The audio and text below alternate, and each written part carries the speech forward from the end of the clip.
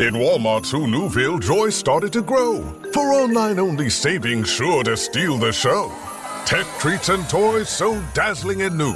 Walmart Cyber Monday deal soon ready for you. It's online only with very little time to spare. December 1st will soon be here, so be sure to be there. The Who's are prepared. Are you ready too? A day packed with savings. Amazing! Who knew? Subject to availability, terms and fees apply. If the president gets assassinated in your town, that is not your story. Your story is to cover the funeral home that the body ends up at. It sounds a little silly, but it's also very logical, right? If I'm trying to serve up something to you and you can just go get it for free, well done at another news organization in town, I haven't proven that money's worth it, right? And that's a lot of what we're trying to do. This is Small Press, Big Ideas, a podcast about the business of local news in the United States. I'm your host, Paul Gewertz. Small Press Big Ideas is about the opportunities and challenges that local news publishers are facing for their businesses. I'll sit down and talk with journalists, entrepreneurs, nonprofit leaders, and more in the local news industry to find out what's working, what isn't, and how the local news ecosystem can innovate and flourish in the 21st century. Today on the podcast, I'm joined by Ed Arnold, the editor-in-chief at the San Antonio Business Journal. Ed, thanks for being here. Good to meet you.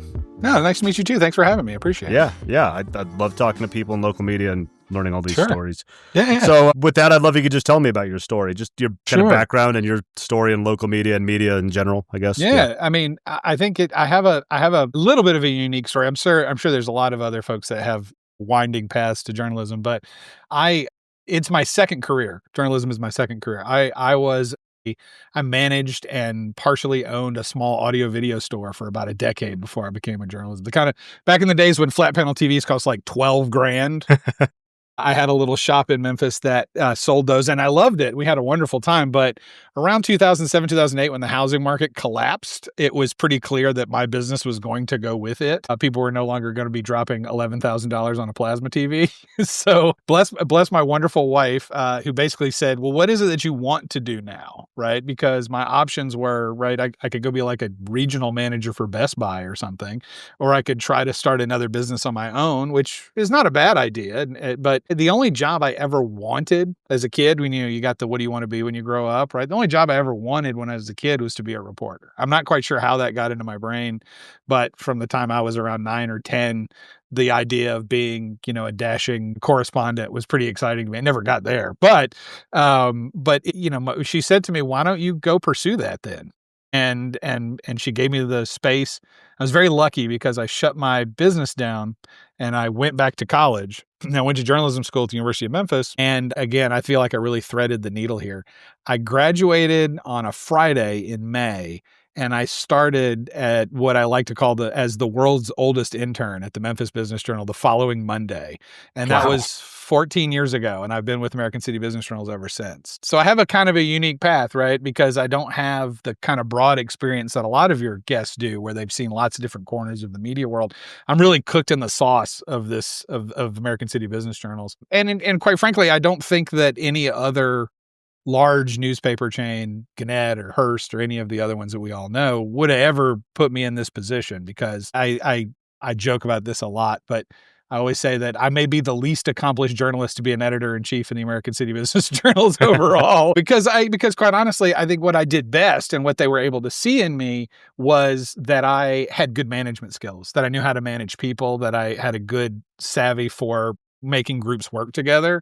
And that's the reason, rather than like my ability to break stories and win awards, that brought me to this place. And so I've always been, since I was a kid, a news junkie. My family were, piles of newspapers were always part of the subscriptions, and magazines are always just part of what was in the background of the house all the time. And so it felt like where I wanted to go. It just seemed like an incredibly unlikely scenario for me to be able to pull off. So I feel very lucky to get as far as. Sounds like a really cool culture that you guys have going on there. Yeah. Yeah, it's pretty unique. And part of what I like about American City Business Journals is that we're very small locally. So all 45 of us all over the place, but the newsrooms are rarely larger than 9 to 12, maybe 15 people total. And we're encouraged by the corporate office and our family that owns us, the Shaws that still own us, or at least own half of us. The other half is owned by Advance. And so the Shaws are very clear. If there's something that you want to do as the local editor or the local publisher or local reporters, we want you to do it. If it makes you more connected to the city that you're in, we want you to pursue that. And we're sort of given the leeway to do the kind of things that make us more ingrained to the cities that we're operating in necessarily than the corporate structure that we are above. Obviously, every corporate structure's got things you got to be in line with and all that good stuff. But really making sure that you reflect the community you're working in is a priority above a lot of those things. So we get to have this sort of little local newsroom, but if I need help, I have a giant corporate structure that I can call upon. And so I feel like I feel very lucky in that way that we kind of are navigating this new terrain in sort of an old school and new school way, and I think it's very gratifying. It's a business model and a corporation I feel comfortable with. And that's always a struggle in our business. Yeah, no, that's great. That's really interesting to hear. And yeah, I'd like to dig into some of that in a minute, but I was wondering if we could go back for a sec. Can you tell me just a little bit about the San Antonio Business Journal and kind of your day-to-day for listeners out there? Yeah. Absolutely. I mean, like every, we're a weekly paper. So Wednesday, and in fact, right before this interview, I shipped the weekly edition. We got it out the door right before we got finished here. But truthfully, it's a daily situation. Every news organization at this point is a daily print or a weekly or whatever. We're all writing every day on the internet at this point. And so a lot of what is the day in and day out is about cranking through all of that. So 5 staff writers, 2 editors that are doing day-to-day work, and then me and our staff photographer. It's each one of those reporters, I expect to read at least 2 stories a day from them.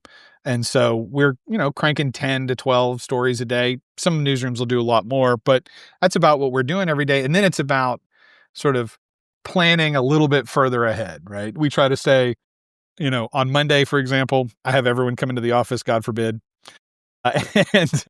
and just try to get everyone on the same page, because it's I don't know how to explain it, but when you have a group this small, it's really important that they work together and work really well together, at least in my opinion. We don't have a newsroom capacity to hide someone who's not a team player. You get a newsroom of 50 reporters. You can hide some very talented but hard to work with people in the corner, right? This guy's really a good writer, but boy, he does not play well with the rest of the staff. Right. We don't really have that as an option here. If you can't get along with the rest of the staff, you got to go somewhere else. So a lot of what happens on a day-to-day is cranking through those daily stories. We pay a lot of attention to the 2 email alerts that we send out every day, and we're really focused on those.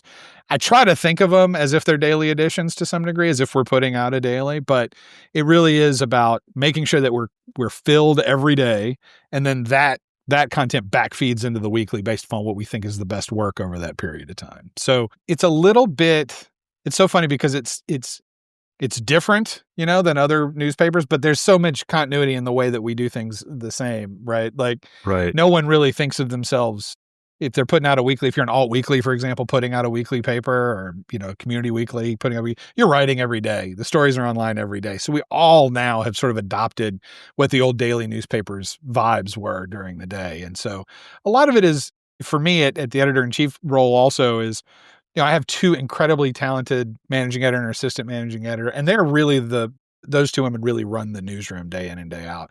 I'm there to both be a conduit for the rest of the community, to be, connect them with the rest of the business community, and to be sort of the intermediary, if you will, to some degree. And so I'm often stuck at a chamber luncheon eating rubber chicken, right? I'm out trying to meet some new folks or press the flesh with some CEOs to get them into the tent, as I like to call it, as sources for the rest of the reporters. And I think a lot of my role as editor is about smoothing that runway for the reporters, if that makes sense, where I'll go out, meet the new bank CEO that gets appointed, right? We write a little press release story, and then I'll try to go meet him so that I can smooth that path for the finance reporter to get in touch and build a source relationship. And then finally, it's about making sure that we are in the right place. So your listeners may or might know, but everything we do is a paywall thing. We have nothing it's rare, but we have almost nothing that's out from behind And so the way I look at it is there are some wonderful news organizations here in San Antonio. We have a nonprofit newsroom that's working very hard. Obviously, multiple TV stations that do very good work. Texas Public Radio is based here, and they're excellent, excellent news source. All of them give their coverage away for free or advertising based, right? Nothing that I do is given away for free. So it's also about reminding the reporters and pushing them to do something that they can't find anywhere else. Because if I'm asking you to pay every year and you can go get what I'm giving you for free somewhere else, then I've really hosed you as a customer, right? And so that it's true, right? If you can get for free something I'm trying to sell you, then I've kind of messed up the point, right?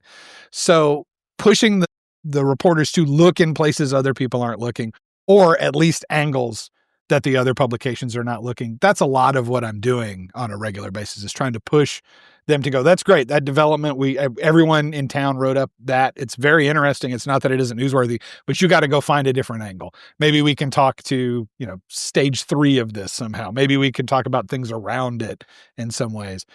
There used to be an old American City Business Journal story that said, if the president gets assassinated in your town, that is not your story. Your story is to cover the funeral home that the body ends up at. And I mean, it sounds a little silly, but it's also very logical, right? Like if I'm trying to serve up something to you and you can just go get it for free, well done at another news organization in town, I haven't proven that money's worth it, right? And that's a lot of what we're trying to do. And that means everything takes longer, right? If you're writing things you can't find anywhere else, takes longer.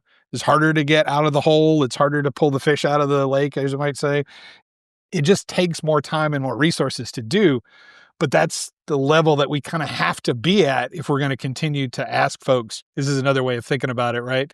I did a panel years ago with a wonderful news director from Univision, which is a huge outlet here in San Antonio, as we have so much of our population is bilingual, and folks from TPR, wonderful reporter, Joey Palacios, who was there, and then the editor-in-chief of the local nonprofit news organization, the San Antonio Report. And I was on a panel with them.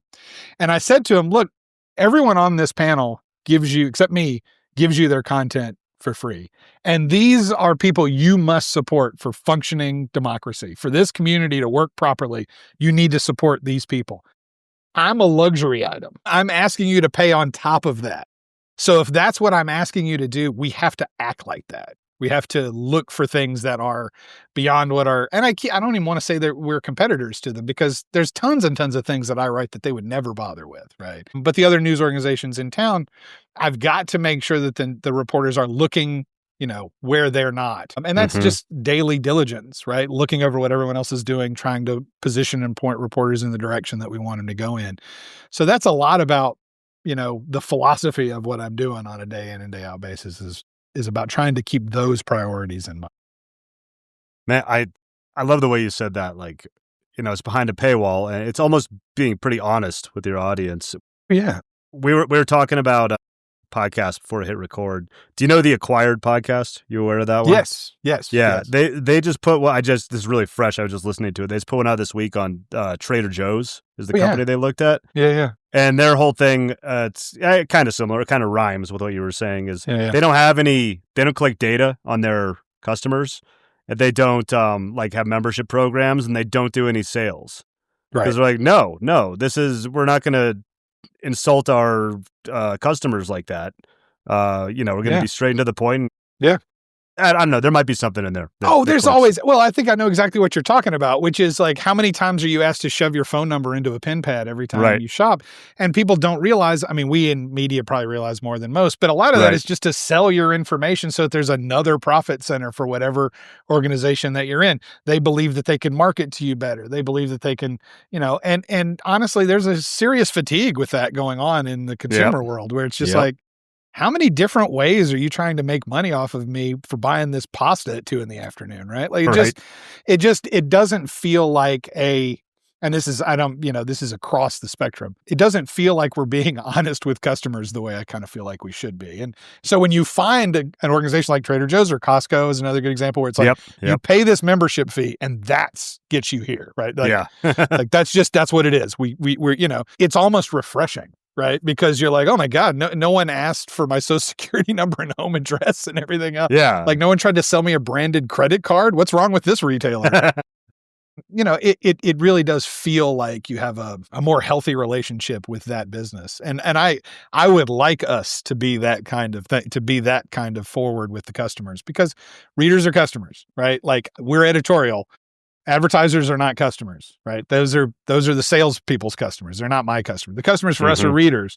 And so we have a very clear, if you pay, I promise you, I'm going to give you more things here that are exclusive or harder to find than you will somewhere else. And if I don't live up to that, I get it. You should stop subscribing. Don't stop subscribing. But that's the idea. That's it's. I want it to be clear, and I want customers to feel like, I want the readers to feel like they're getting what. Yeah, man, that's great. Well said. You're like a clip machine. I'm gonna have a bunch of good stuff coming out of this. I can tell. So you did talk about. I like the way you framed the customers. I mean, the readers are your customers. And you're also talking about, well, we've been talking about how a lot of it's behind a paywall. Is that? I'm not entirely sure how American City Business Journals work. Is that the only revenue driver? Are there like event? Is there anything else mixed in? There's a bunch of stuff. Yeah, we do events, and events have become a bigger part of our business over the years. Yeah. And there's some classic signature ones that just do really well for us year over year, right? We do a 40 under 40. We do a best places to work. You've seen these things before, I'm sure. Yeah. And that's become a solid revenue driver for us. We do quite well with that. I do think that the organizations that we're in competition with for those kinds of things, which are generally like chambers, civic organizations, there is something about having the brand of a newspaper or the brand of a news outlet a part of those that allows us to make it clear that we're trying to hold things to a higher standard, right? Like, you cannot buy your way into my... Right. Like, whereas a chamber, and I'm not even mad at them for this, but if you give them enough money, they're going to get you a plaque. Yeah. And again, like I said, I don't blame them for that. That's part of the job, Right. But because of that, I think that our events and our award events, we've been trying to do more news focused events where I lead a panel, or we do some more, news focused things over the last couple of years, particularly around trade with our proximity to Mexico and tariff issues breaking out. We felt like that was the perfect kind of subject for us to do in a live presentation, right? Where we can get stakeholders in a room and get some discussion going. And I don't think anyone else, I don't think anyone except a news organization is properly positioned to do that kind of thing. So revenue, I mean, no question, the events make money for us and have become a larger part of our revenue. Oddly enough, and people tend not to believe this when I tell them, but the print edition still is a profit driver for us. We still make money on the print edition. One day, and I'm sure someone at our corporate office knows when that day may be, we will no longer have a profitable print edition. But as long as we have one, that's still a big part of what we do. Subscription revenue, I think it's probably been 6 or 7 years since ACBJ fully committed to a paywall. Before that, and this is a very odd thing, but each editor had basically carte blanche to decide what was and wasn't behind a paywall, which I don't think any other organization had such a thing. Yeah. It was just and so the idea was, you just wrote something off a press release, don't lock that up, right? Let that out free. Right. I see. You see what I mean? Like, but that led to too many things not being locked up, right? That led to too much. You know what? I'm not sure if this one's really worth it. And then it's like, you know what, man?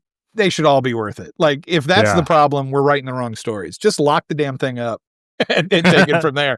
And since then, revenue from readership has been growing. And so advertising revenue, particularly on the print side, digital's been going just fine. But obviously, your listeners and folks know around, digital is not making up the gap that print used to make. Like, digital's not making up enough, especially for, local newspapers. We're just not a big enough audience to make money off of digital ads at the level that a national would make. So we're definitely improving in that. But one of the things I like is the readers themselves, the subscription revenue is becoming a bigger and more important part of the revenue chain. It's still, every ACBJ paper is different. We all have our own little budgets and revenue. So I don't think that it's risen above in the mid 20s or so. About a fourth is now coming from subscriber revenue. But honestly, that's what I want to see. If that number keeps growing, I feel like it actually leads to a healthier paper overall, right? Because who is paying to keep the lights on? Again, if it's the readers, then your first allegiance will be to that customer, right? If it's advertisers, then even if editorial doesn't listen to them or ever know them, the entity itself is much more focused on trying to appease those people. So advertisers is always going to be important. There's no way that they won't be. But I find that as we grow the reader, the subscriber revenue, the how do I phrase this? The sense of what's important to us gets clearer. Right. Local media publishers. You're already creating valuable local content. But what if I told you you're leaving serious money on the table every single week? Many local media outlets are only monetizing part of their inventory. Your stories are amazing and important to your communities, but they live and die on the page or in social. That means your ad space is maxed out, even though your content isn't. That's where localpod.co comes in. We turn your existing content into branded, automated podcasts with no extra work from your team. And we help you sell brand new audio ad inventory that didn't exist before. That means more ad revenue, deeper audience engagement, and zero added production time. If you're a local or niche publisher and want to grow your revenue without adding to your workload, go to localpod.co and book a free call. That's localpod.co.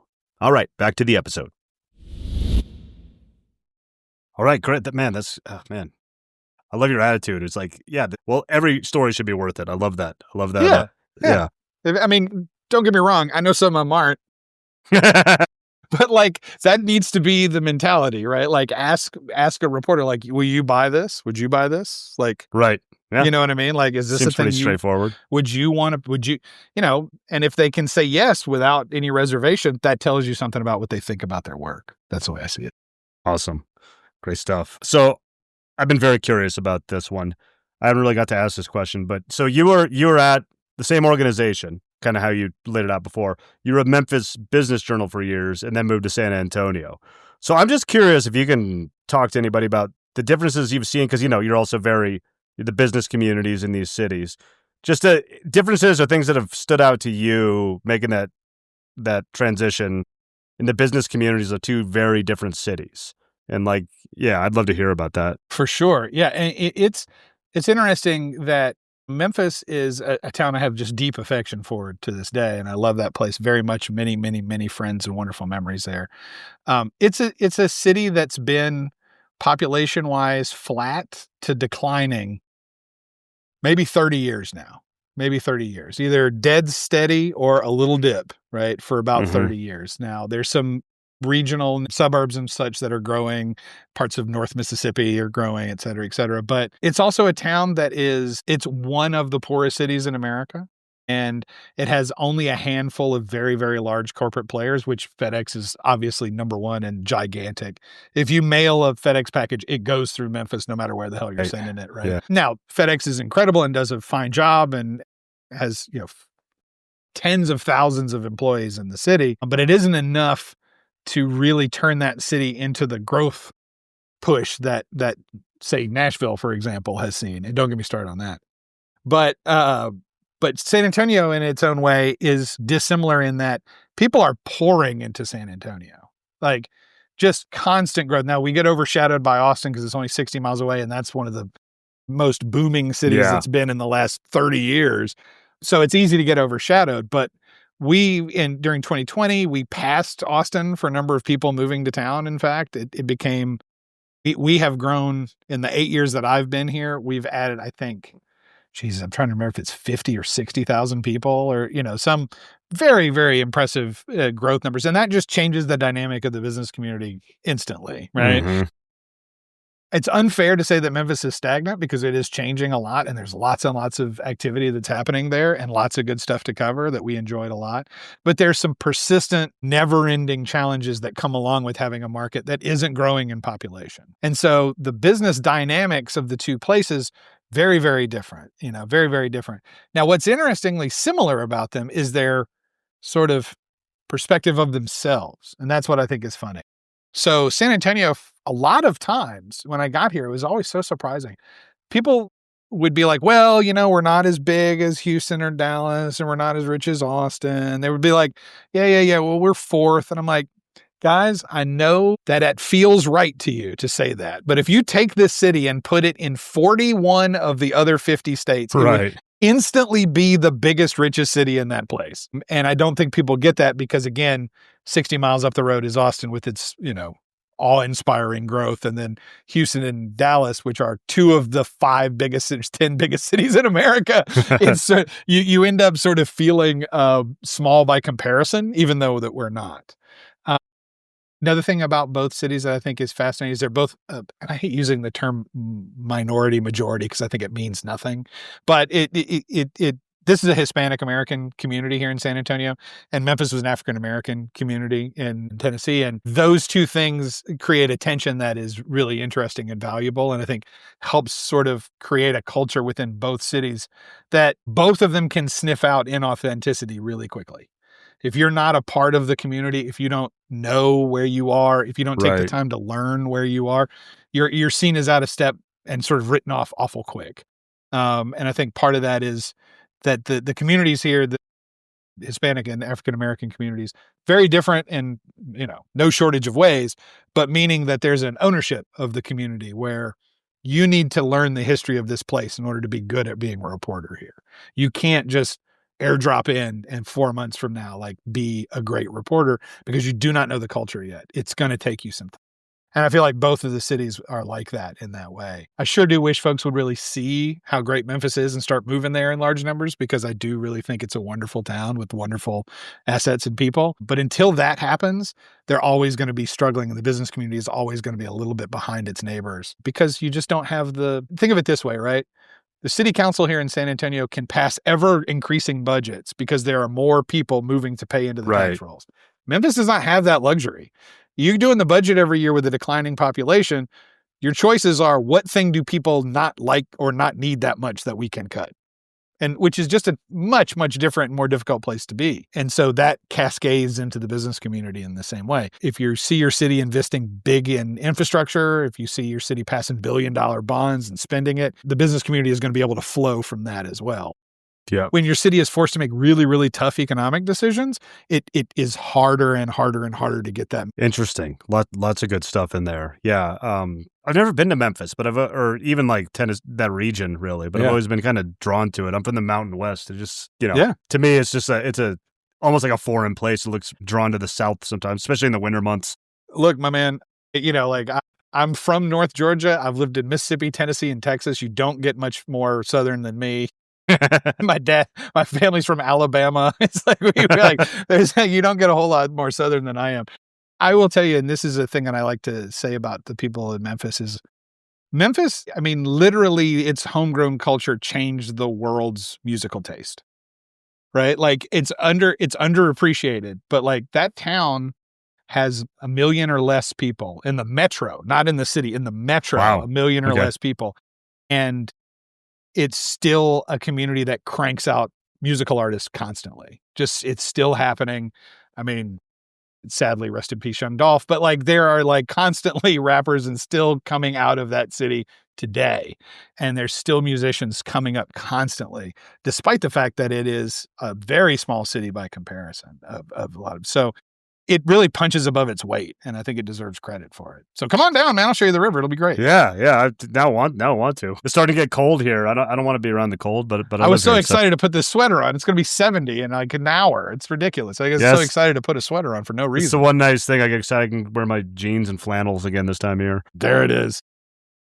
And I also just wanted to comment on how you said the differences in the growth of the cities. Yeah. I spent most of my life in Denver.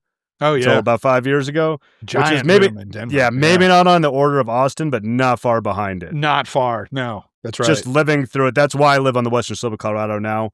I could start a whole separate podcast on my feelings on the traffic in Denver. That's literally why I left. The road system did not keep up. No, but just being in a city with that kind of growth. Yeah, go ahead. Well, but that's a really good point. I'm often talking about this because Austin and San Antonio are growing together, right? There's, again, it's 60 miles on a single highway. All of those communities are filling in with giant numbers, right? Yeah. Eventually, and by eventually, I mean 15 years, the two cities are essentially going to grow together. Now, it's still 60 miles. It's not going to be an easy jaunt from downtown to downtown, but it's going to become less and less. We have to be working more and more together. It's going to be less separated. There's going to be less undeveloped land between here and there by a long shot. And one of the things that could completely derail that growth is transportation.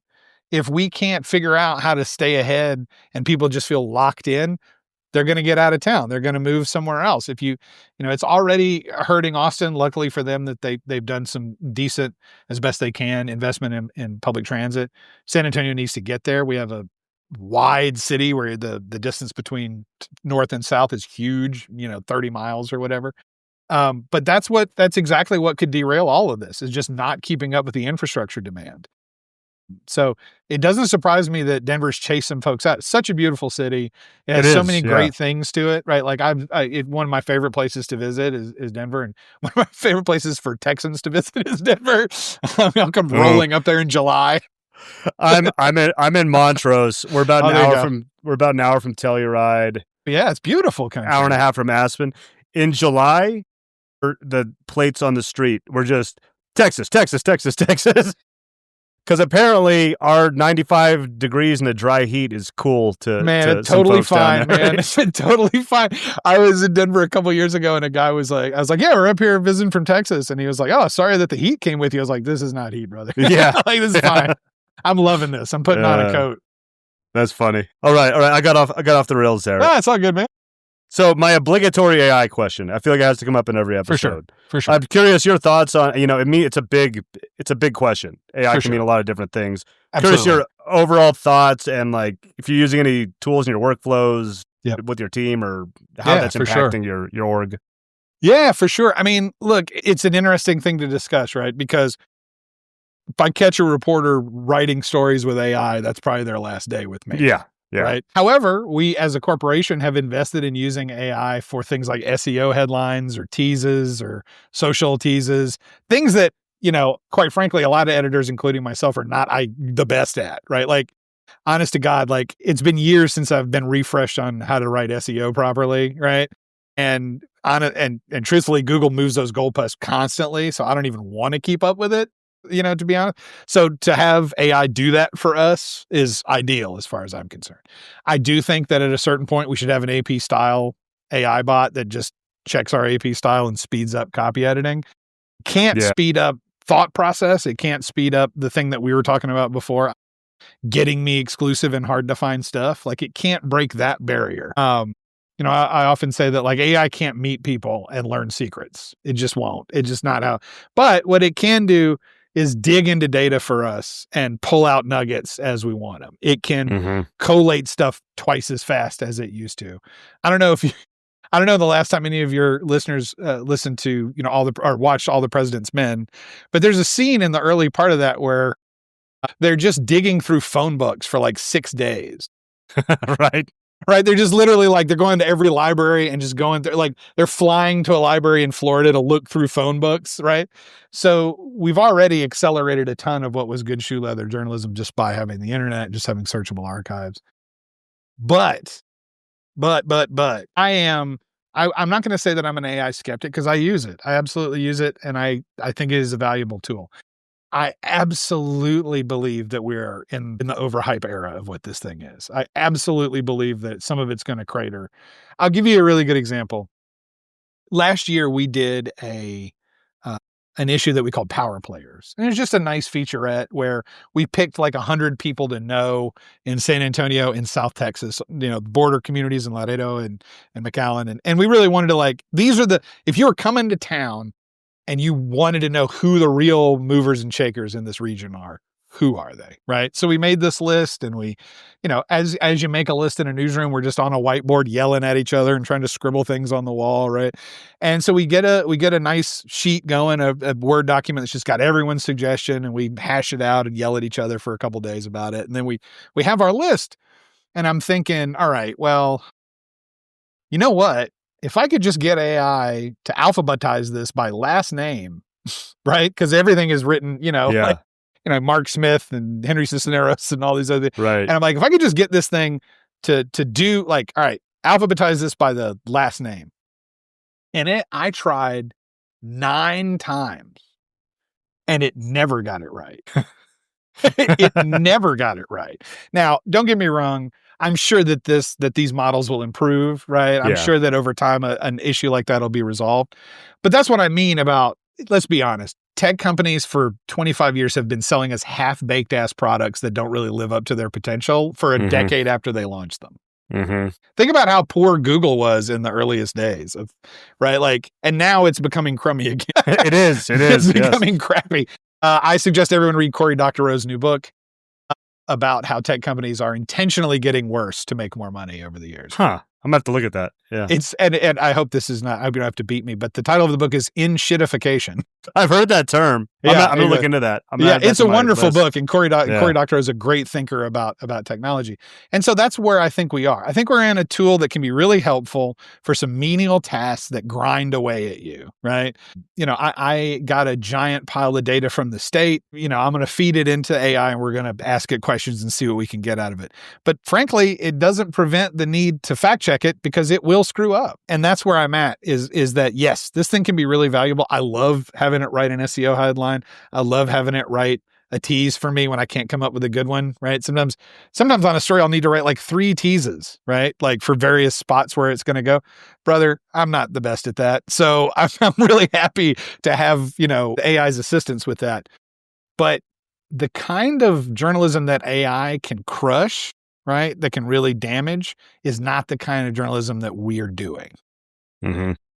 It's, you know, it requires meeting people and spending time with folks. The joke in the newsroom is we want to learn all your secrets and tell all our friends. And AI is not going to learn your secrets, right? It's you have to know someone for that. So it's a important and new world that we're going to live in with this thing.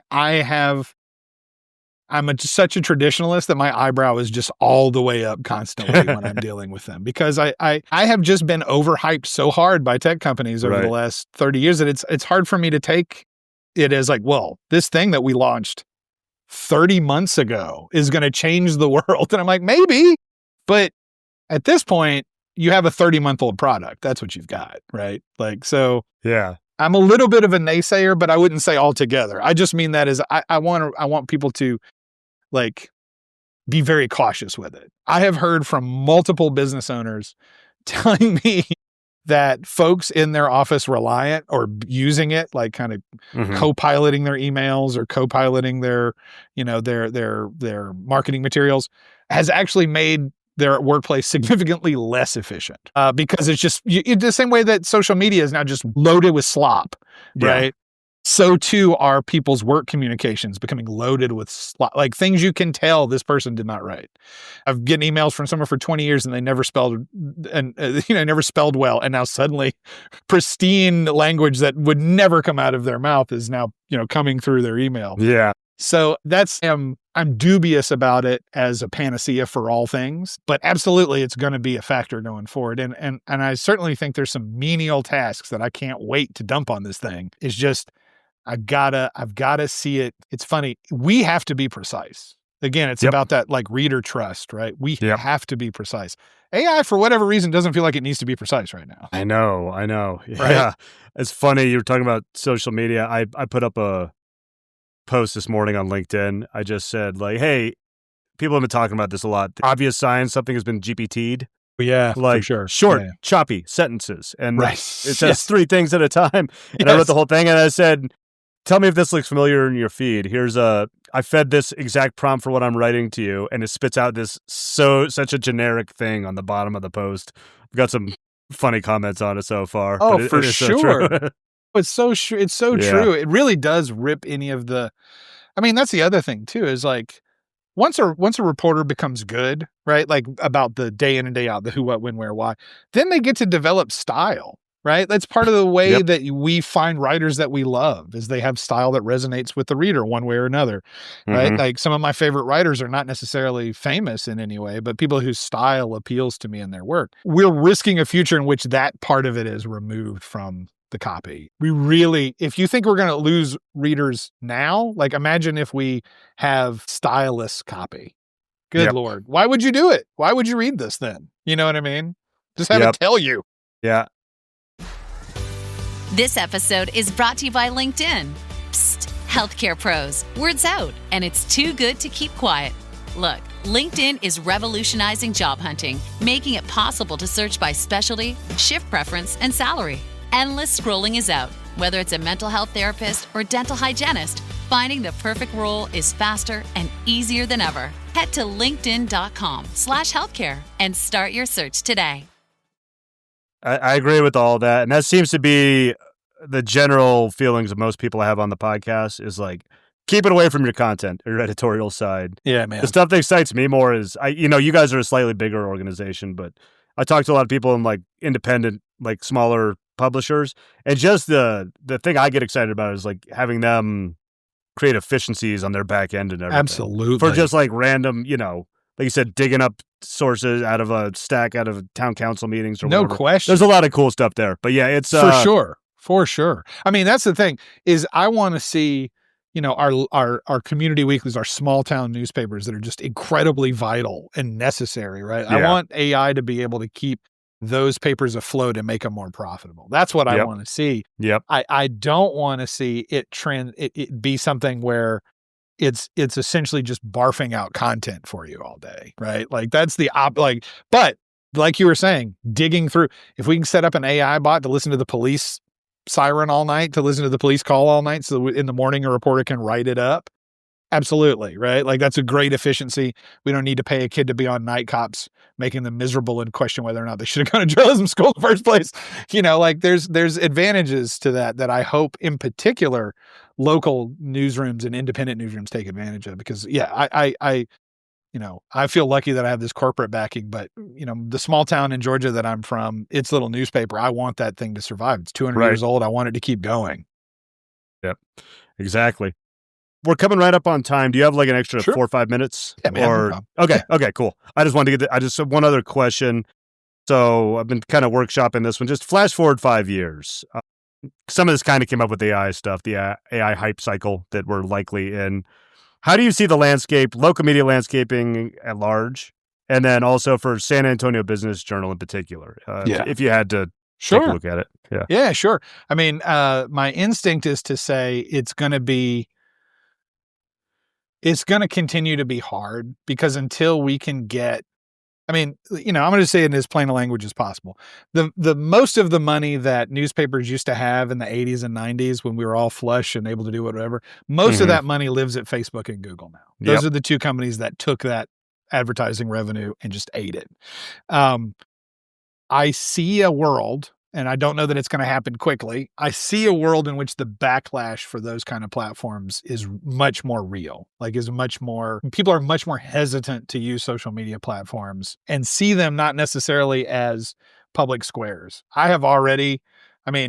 Look, there was a time when Twitter was like a really important reporting tool. And now I encourage reporters to never look at it ever. I get it. People are like, that's crazy. It's where the public's talking. I was like, no, it isn't. It is not where the public is talking, because quite frankly, the things that I see discussed there are not the things that my readers bring up to me.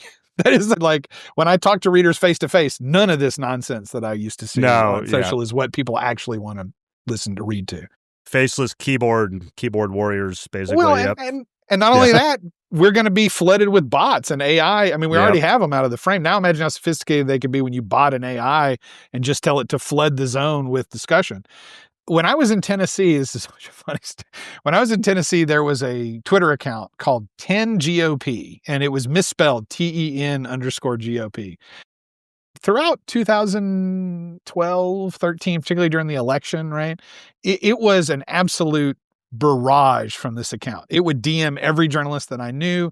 It was constantly blowing up feeds with talking points. Well, that Twitter account became highly influential in Tennessee. Like, I know from reporters that like that thing ringing your bell would be a thing. Well, the Mueller investigation found that it was a Russian bot. Crazy. And it legitimately reshaped media coverage in Tennessee for a little while.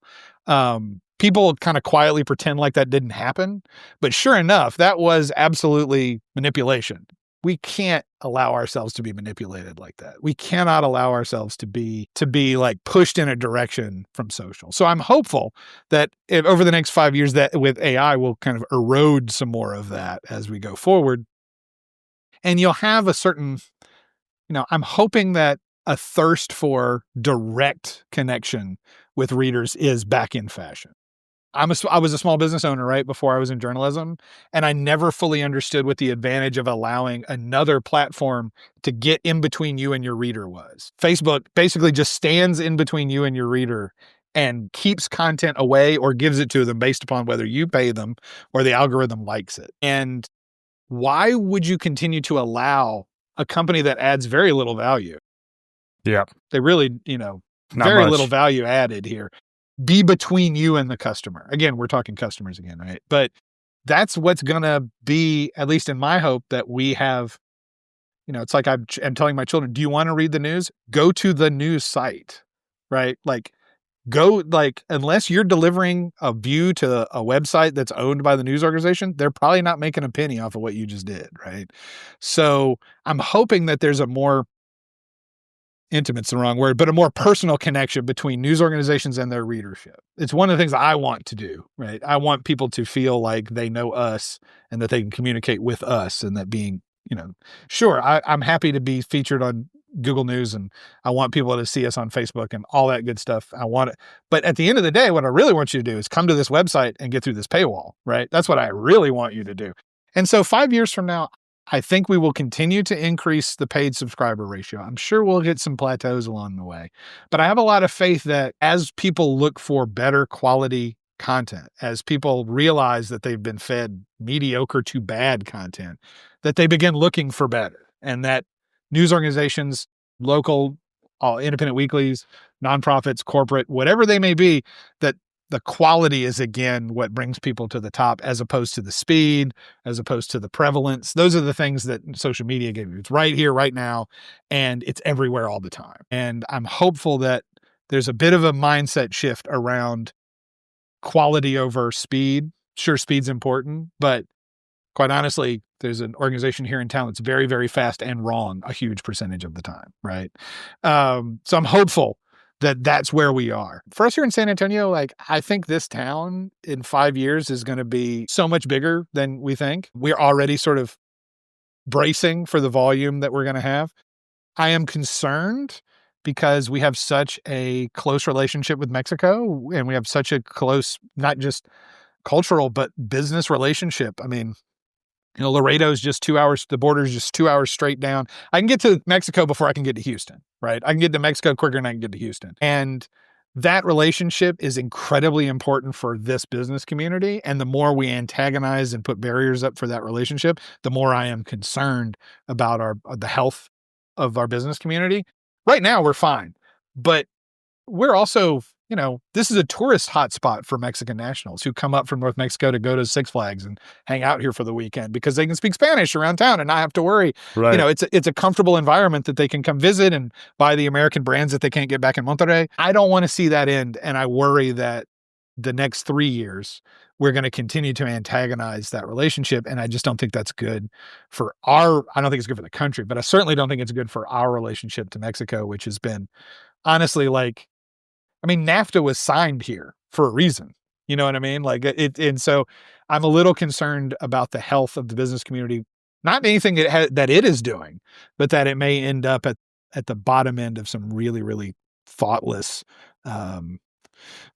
business practices that I feel like is working on. Yeah. Yeah, a lot of great stuff in there, and we think about these things very similarly. So it's been nice talking to you about it. Oh yeah, man. I also wanted to chime in when you were talking about Facebook just standing in between you and whatever. Yes. I can 100% agree. Yeah. I just wanted to tie that to when you were talking about software companies overhyping things. Yes. I do believe Facebook is now called Meta because they went all in on the metaverse a few years which ago. is, that worked out perfect, right?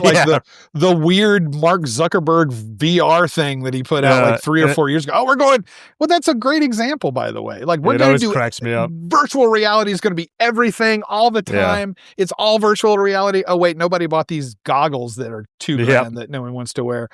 We're Meta now. Again, I don't think these companies actually, I don't think Meta is a good example. I don't think Meta has a real clear plan other than just trying to subsume anything. I mean, its highest growth things are the things that it bought in WhatsApp and Instagram, right? They haven't created anything new in God knows how long, right?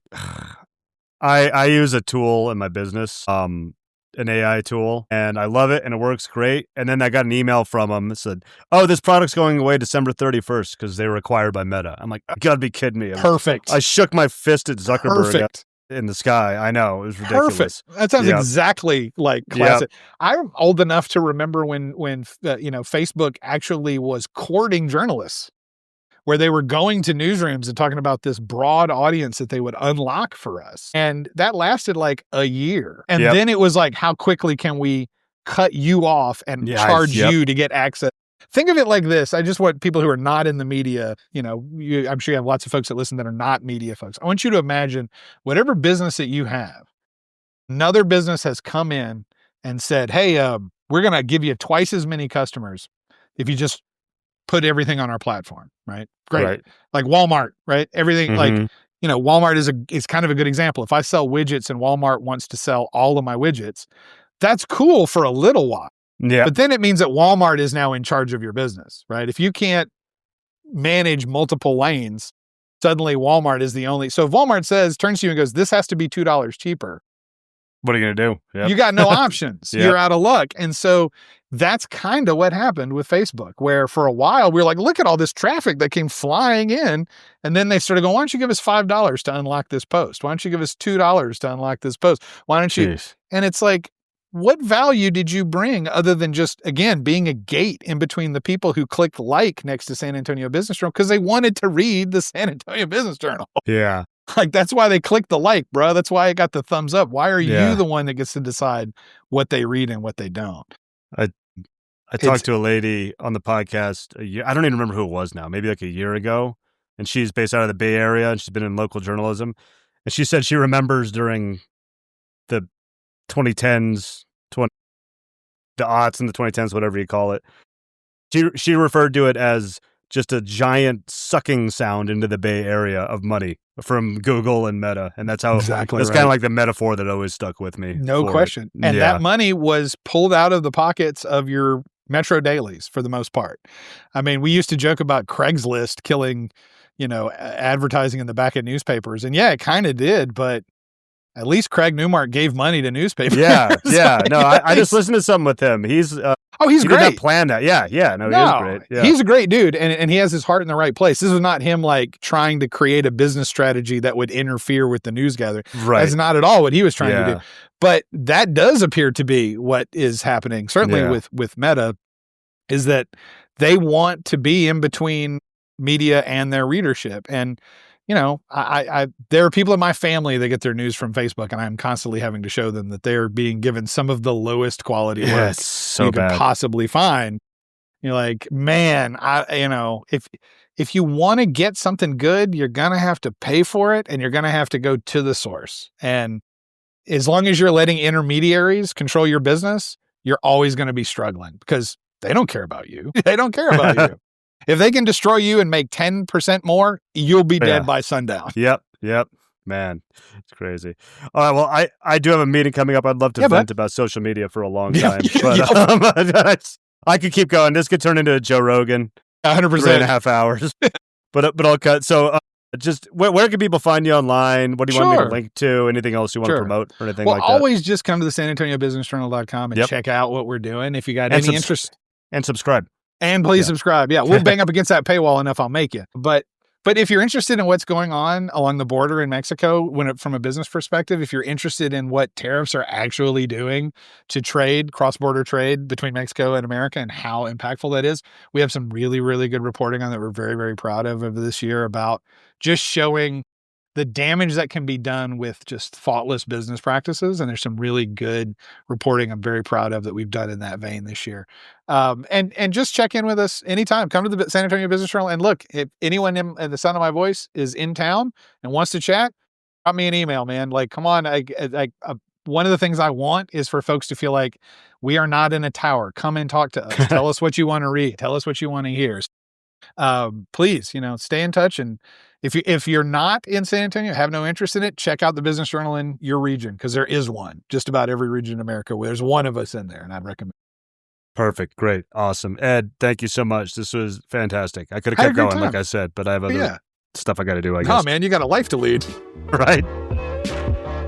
Thank you for listening to Small Press Big Ideas. You can subscribe on Apple Podcasts, Spotify, or wherever you listen to podcasts. If you'd like to help the show, the best thing you can do is to tell a friend or colleague and just take a few minutes to leave a rating and a review on whatever platform you're listening to right now. It only takes a minute out of your day, but it really does help the podcast grow and reach more ears. Check back for new episodes every Monday.